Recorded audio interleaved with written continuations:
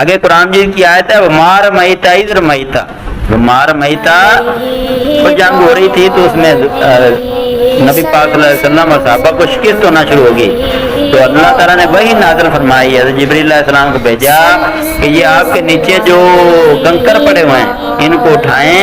اور مٹی کو کفار کی طرف ایسے پھینک دیں۔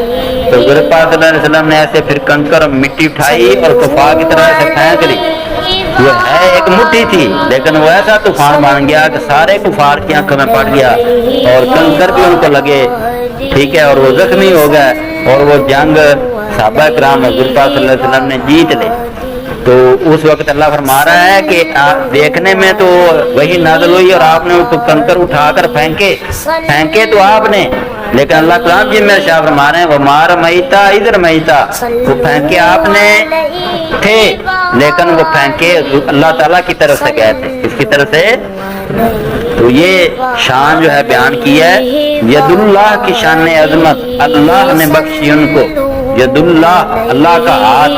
یہ ہاتھ سے حضور پاک صلی اللہ علیہ وسلم نے کنکر پھینک کے اللہ پاک نے فرمایا یہ ہاتھ آپ کا نہیں تھا بلکہ یہ کیا تھا، میرا ہاتھ تھا، یہ ید اللہ، اللہ کا،